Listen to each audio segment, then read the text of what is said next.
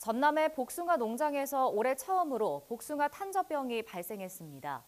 농진청은 이상고온과 잦은 비의 영향으로 탄저병 발생이 평년보다 20일가량 빨리 진행됐다며 농가의 철저한 방제를 당부했습니다. 진주영 기자입니다.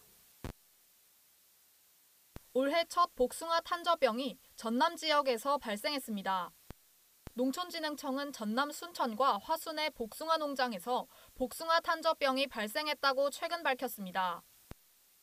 해당 농장은 지난 7일 농진청의 현장 방문해서 탄저병 의심 개체가 처음 확인됐습니다. 이후 농진청은 해당 농장에서 시료 채취를 진행해 20일 탄저병 최종 확진 판정을 내렸습니다. 지난해엔 5월 27일을 전후로 의심 증상이 처음 확인됐던 점을 고려하면 올해는 평년보다 약 20일가량 빨리 발생한 겁니다. 특히 지난해 전남과 경북 대다수의 과수원에서 탄저병이 발생했고 발생 밀도도 높아 농가 피해가 컸습니다.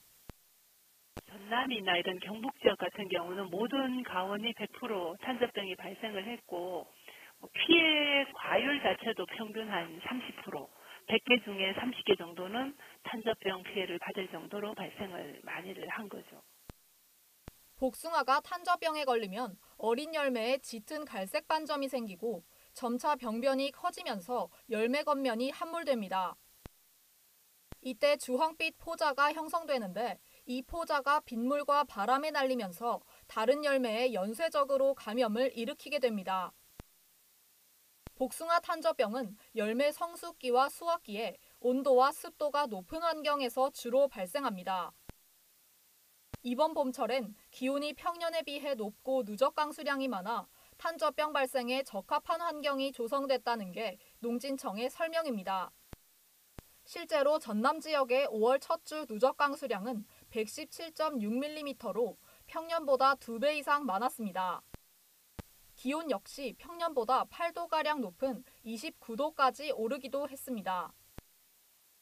복숭아 탄저병을 막기 위해선 예방 관찰을 철저히 하고 열매 쏟기를 할 땐 병든 열매를 즉시 제거해야 합니다.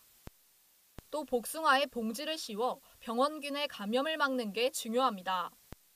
이때 열매가 성장하면서 봉지가 터질 우려가 있기에 7절이나 8절 크기의 봉지를 사용해야 합니다. 봉지를 씌우기 전이나 봉지가 터졌을 땐 농약 안전 사용 기준에 맞춰 살균제를 뿌려 방제를 시행해야 합니다.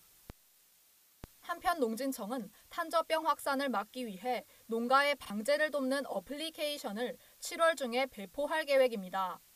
그 앱에서 기상청 자료가 연동이 되어 있기 때문에 향후 강우 인수를 고려해가지고 언제쯤 방제 약제를 살포해라. 이번에는 이런 약제 계통의 약제를 쓰면 된다.